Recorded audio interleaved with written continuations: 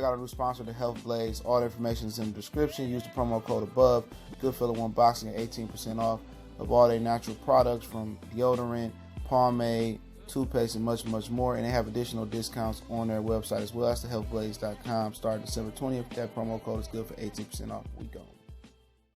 All right, man, we back. Goodfellow Sports TV. Appreciate everybody for checking in. Make sure you hit that subscribe button, bell icon button. Won't miss another video.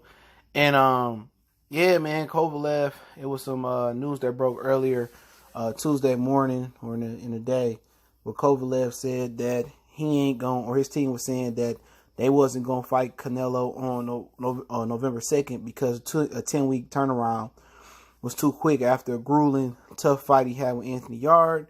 Golden Boy and Canelo team, it came out saying they fight on that day with or without Kovalev. And our Kovalev manager and coach, Ingus Klimov, and Buddy McGurk, are saying that Kovalev has no problem with fighting Canelo on such a quick turnaround. So Canelo basically is getting everything he wanted, and Kovalev is cashing out. It's a clear cash out. It's a clear, clear way to get the bag and close out his career for Sergey Kovalev, because he could fight Bivol, he could fight Gosvic and Beterbiev in 3 separate fights in unified division, and probably not make the $6 or $7, $8 million that he gonna make with Canelo in one fight. In my opinion, if he conceding a 10-week turnaround, he's going to concede a weight as well. If it's 174, if it's 174 and a half, 173 and a half, versus the 172 catch weight Canelo want, plus a rehydration or a rehydration clause, Kovalev just cashing out. And at the end of the day, this fight ain't getting my attention. If Canelo ain't got the kahunas enough to fight Kovalev at the full 175-pound limit, I'm not interested in the fight without a rehydration clause. And Kovalev is already turning around 10-week layoff. He probably gonna take 2 weeks off or 3 weeks off, and then train for the other 8 or 7 weeks. And he may only get a week or two of sparring in. He might have to get his Anthony Yarde and Tunji Ajayi on and only spar for a week or two, if that. And basically, he cashing out, man. And Canelo gonna look, they gonna over glorify the fight, and everybody that's pro Canelo gonna ignore the fact that Kovalev just had a knockdown, drag out war with Anthony Yarde. He 36. It's gonna be at a catch weight. It's probably gonna have a rehydration clause on it. So I'm not paying no attention, man. The Zone ain't getting my bread from that fight. It ain't going my viewership November 2nd unless I'm dead bored, ain't shit to do. I ain't watching it. Real talk, because I already know how this is going to end. Canelo should be a plus 100,000 in his fight versus Sergey Kovalev. He should be a plus 100,000. All right? Because Kovalev is 36 years old. He's an old man. He already got problems making the weight. And he didn't look particularly good versus Anthony Yarde. People act like it was a dominant performance versus Kovalev. Kovalev, in my opinion, they was going back and forth in the earlier rounds. Okay? People act like, Kovalev just obliterated him. And no, he did not. That fight was close. The motherfucker saying 3-0. No, it was not. I swear to God, I hate boxing fans, bro. That fight was close. Only thing Kovalev had was a jab. That's it. He had a jab. He was tired early on. If you look at that fight, he had problems early on, and early on in that fight with his win until he warmed up and got a sweat going. Anthony Yarde was outpointing him, and he was the more skillful fighter. I'm gonna say that. Kovalev just had a jab, and he didn't even have no legs early on. So him making a full 175-pound limit, you feel me? Him making that limit, without a rehydration clause. Now you ask him to lose 2 or 3 more pounds, and then you ask him not to rehydrate the morning of the fight. More than 10 pounds. Like, come on, man. This is a grade A joke. This fight is a clown show. It's a glorified mismatch, and Canelo should be ashamed. His apologists not. They gonna let him get away with murder, and they gonna try to say, Canelo was, this many time world champion. He won titles in this many weight division. Rocky Fielding wasn't the real title holder. Okay, let's get that established. Rocky Fielding was not a real title holder. Rocky Fielding held a regular.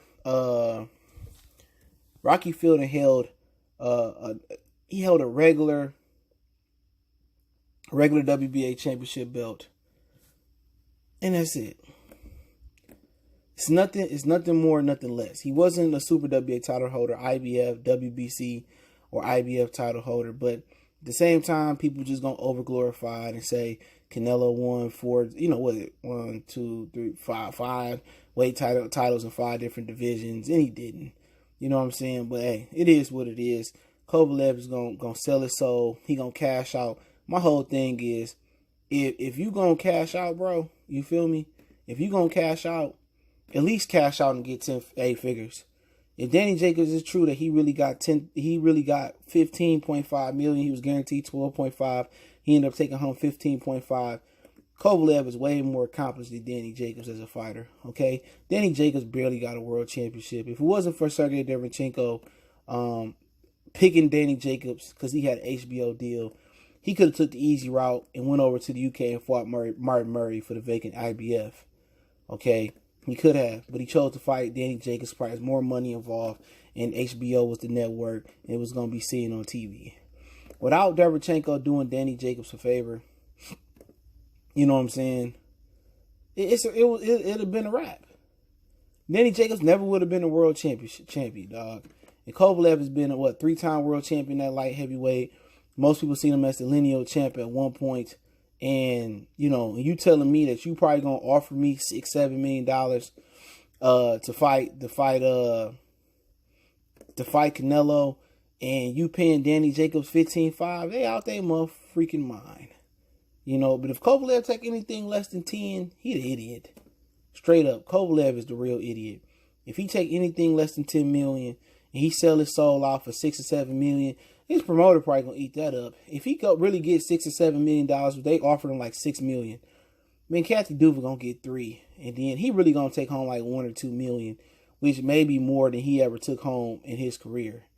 But like I've said, man, people sell themselves short for a little bit of nothing. But once again, he probably could fight Bivol, Gosvick, and Beterbiev in 3 separate bouts, which Gosvick and Beterbiev they fight, and he can fight them in 3 separate bouts. And not make that money $6 or $7 million. So that's just the sad reality of the situation. But Canelo don't get no credit for me for this fight at all. If he fight Kovalev at 175 without a rehydration clause, then it's a totally different fight. But now you're making the guy turn around. On a short notice. You tell me I'm not moving off to November 2nd date and this and that. Canelo just continues to go out his way to fight guys like Kovalev, but he just refused to fight Demetrius Andrade. He refused to fight Jermall Charlo. He ducked Jermall Charlo. That's why Jermall Charlo, he wrote his release from Golden Boy, because he was supposed to fight Canelo Alvarez the day James Kirkland fought him, and Canelo ducked him. When Demetrius Andrade had the WBO belt, Canelo went up to 155. When they stripped Demetrius Andrade, Liam Smith beat Liam Williams, and Liam Smith got the WBO, Canelo came down and fought him. Canelo duck. He know exactly what he doing. And he going to cherry pick Kovalev. You know what I'm saying? And he going to drain him. He going to pay Kovalev more money than he's seen. No Kovalev looking for the biggest payday. And for Kovalev, do we really want to fight Beterbiev for $2 million and get dog walk? Or go through a tough fight? Do we want to fight Gosvick for $1 million, $1.5 million, and have a tough fight and get dog walk? Do you want to fight Bivol and get dog walk and have a tough fight? And if you beat those guys and just be credited with being the best light heavyweight, no, he don't want to go through that. At the end of the day, without going through that pain, even with the joy of being undisputed, it's still boxing politics involved. But also, it's the fact that the money not gonna be as good as fighting Canelo. If you beat Canelo, then maybe it's a chance that you become the new cash cow. But like I said, I don't have no sorrow for KKK Kovalev, bro, at all. But he an idiot. He's selling his soul. He's selling his belt. He's selling his reputation. And hopefully the money is fulfilling enough for him to just go into abyss and people forget about him. He gonna be a forgotten fighter.